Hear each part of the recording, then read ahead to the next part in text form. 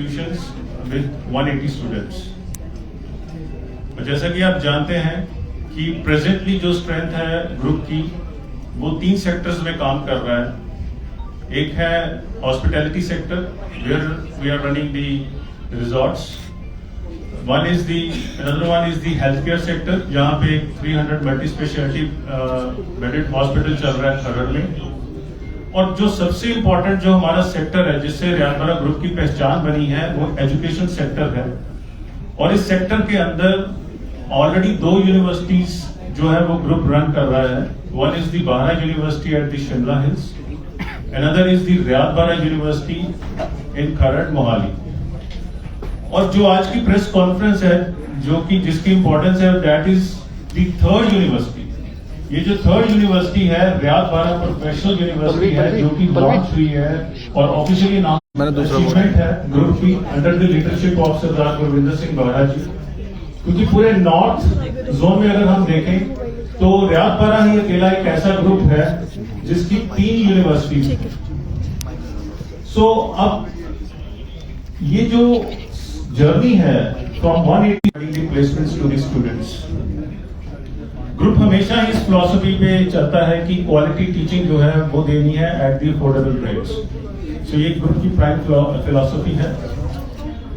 सो ये जो रियादबारा professional university है जो रिसेंटली लॉन्च हुई है, ये पहले रियादबारा ग्रुप ऑफ इंस्टीट्यूशंस था जो कि 2008 में बना था।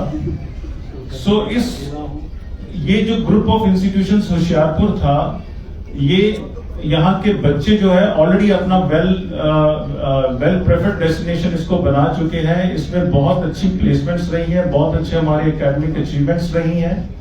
और अगर मैं रिसेंटली बात करूं तो हमारे एलुमनी है Mister Atin Sood who has achieved an package of 1.25 crore in the Deloitte company जो कि यूएस की कंपनी है। तो ये जो कैंपस है ऑलरेडी एक वेल एस्टैब्लिश्ड कैंपस है। सो ये जो यूनिवर्सिटी अनाउंस हुई है ये 31 जुलाई को यूनिवर्सिटी अनाउंस हुई है। और इस यूनिवर्सिटी में जो है हम न्यू एज प्रोग्राम्स जो है वो लॉन्च करेंगे जो कि जॉब ओरिएंटेड कोर्सेज होंगे और जो कि well aligned with national education policy होंगे, जिसमें इंडियन नॉलेज सिस्टम्स, जिसमें स्किल बेस्ड कोर्सेज। और कोशिश ये है कि हम बच्चे जो भी यहाँ पे आएंगे उनको एजुकेट करके उनको एम्प्लॉयबल बना के सोसाइटी को जो है वो दिया जाए ताकि वो एक अच्छी सोसाइटी क्रिएट कर सके और एक अच्छा मीन्स कंट्रीब्यूट कर सके in the development of the country. So जहां तक जम्मू का सवाल है, जम्मू हमेशा ही खास रहा है रियादबारा ग्रुप के लिए भी। और क्योंकि जम्मू से बहुत सारे बच्चे जो हैं ऑलरेडी यहाँ से हमारे ग्रुप के जो डिफरेंट यूनिवर्सिटीज हैं, डिफरेंट इंस्टीट्यूशंस हैं, वहां से हजारों लाखों बच्चे जो हैं वो पास आउट होके गए हैं इन द पास्ट 25 इयर्स और अच्छी अच्छी पोजीशंस पे वो लोग काम भी कर रहे हैं। So with all these words मैं आप सबका फिर से वेलकम करता हूँ इस प्रेस कॉन्फ्रेंस में और आपका बहुत थैंक्स भी करता हूँ कि आप अपना कीमती समय निकाल के इस प्रेस कॉन्फ्रेंस में आए। Thank you so much. Sir जैसे कि रियादबारा ग्रुप की बात करें, आपने बताया कि 2 ब्रांचेस इसकी पहले से है और अब जम्मू में भी इसकी ब्रांच खुलने वाली है। बाकी इंस्टीट्यूशंस में और आपके इंस्टीट्यूशन में क्या अंतर है? जो पहले हमारी 2 यूनिवर्सिटी चल रही थी सर माइक ऊपर, हमारी तीसरी यूनिवर्सिटी खुली है वो अभी होशियारपुर में खुली है। तो बाकी सभी इंस्टीट्यूशन अच्छा ही काम करते हैं, पर हम जो आपको बताना चाहते हैं कि आजकल जो पढ़ाई का स्टाइल है टोटली बदल गया है। आज बच्चा ब्रांच में जब एडमिशन लेने जाता है तो उसमें ये बच्चा पूछता है इस ब्रांच में आपके पास स्पेशलाइजेशन क्या है।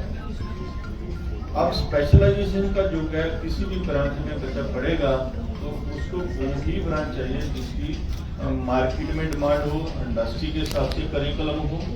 तो ये सारे कोर्स हम इस यूनिवर्सिटी में लॉन्च करेंगे। सर जम्मू कश्मीर की आपने बात की अभी, जिस तरह से जम्मू कश्मीर मिलिटेंसी इफेक्टेड रहा है, यहाँ पर बहुत सा इलाका LOC है, IB है, तो जम्मू कश्मीर के जो बच्चे हैं उनके लिए कुछ स्पेशल पैकेज या फिर कोई रियायत तो आप देने जा रहे हैं? मेरे को भेज देना। जम्मू कश्मीर के बच्चे हमारे पिछले 25 साल से इस ग्रुप में बच्चे पढ़ने आते हैं।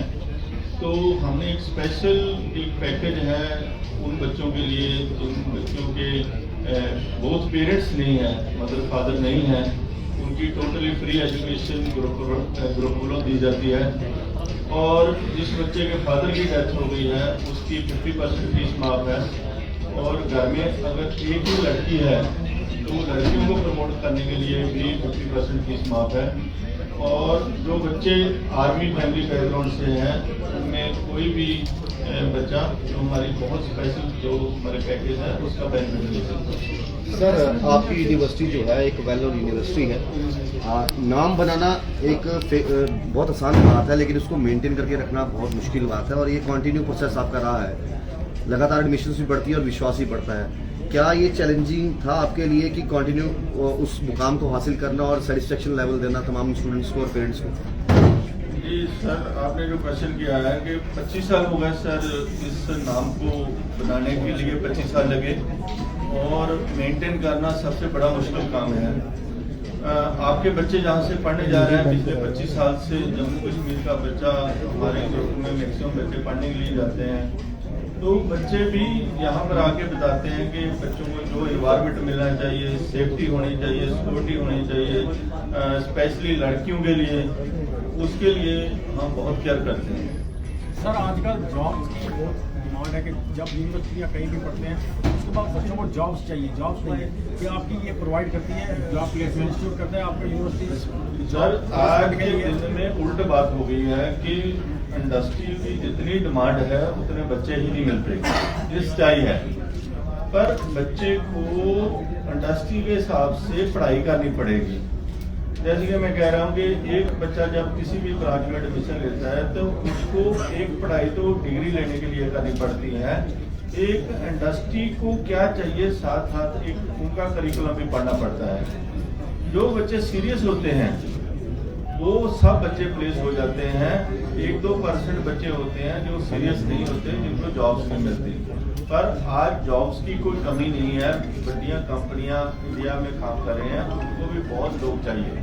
प्रोफेशनल यूनिवर्सिटी में किस सेक्टर में जो बच्चे पढ़ाई करके जाते हैं, किस सेक्टर में जा रहे हैं? सर प्रोफेशनल का मतलब क्या है कि वो पढ़ाई करानी जो सोसाइटी को चाहिए। जैसे कि फॉर एग्जाम्पल एक छोटी सी एग्जाम्पल देता हूँ, होटल मैनेजमेंट कोर्स है। होटल मैनेजमेंट ऐसा कोर्स है जो बच्चा पढ़ के निकलेगा, होटल्स इतने हैं हमसे बच्चे नहीं पूरे होते, नर्सिंग कॉलेज है हमसे बच्चे नहीं पूरे होते, हॉस्पिटल नए बन रहे हैं, मेडिकल लाइट साइंसेज में इतनी डिमांड्स हैं हॉस्पिटल्स की, वो बच्चे नहीं पूरे होते। इसी तरीके से सारे कोर्सेज आजकल शुरू हो गए हैं जो इंडस्ट्री के हिसाब से, जिनमें इंडस्ट्री में भी डिमांड है, बच्चों को इजी जॉब मिल जाती है। मैन्युफैक्चरिंग सेक्टर जो है बिल्कुल डेड है, समय ज़्यादातर इंपोर्ट किया जाता है। आपको लगता है कि जो प्रोफेशनल सेक्टर से जाएंगे तो मैन्युफैक्चरिंग बहुत जरूरी होता है? हाँ जी सर, जो कोर ब्रांचेज हैं, जो कोर ब्रांचेज भी हम चलाते हैं, स्पेशल बच्चे का इंटरेस्ट होता है कि कोर ब्रांचेज में जाना, तो उसके हिसाब से भी सारी पढ़ाई हम कराते हैं, तो उसकी प्लेसमेंट भी कराते हैं।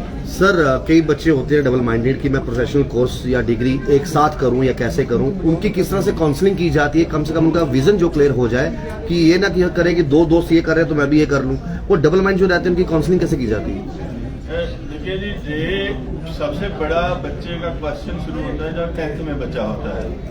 जब 10th में बच्चा होता है तो यूजली वो स्कूल में होता है। सबसे बड़ी ड्यूटी तो वैसे स्कूल की ही बनती है बच्चे को गाइड करना कि आपको कौन सी पढ़ाई करनी चाहिए।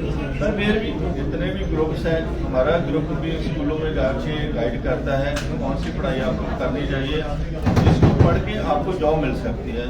ये एक बहुत ज़रूरी है, ये एक बहुत वेरी इंपॉर्टेंट पॉइंट होता है कि बच्चे से छोटी सी गलती हो गई उसको 4 साल बाद पता चलेगा उससे गलती कौन सी होगी।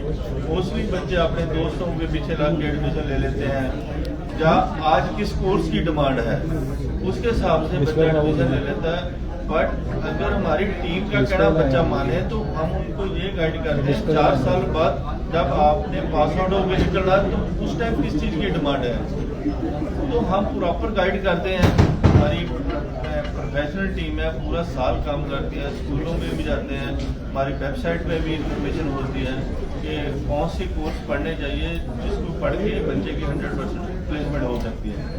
Thank you.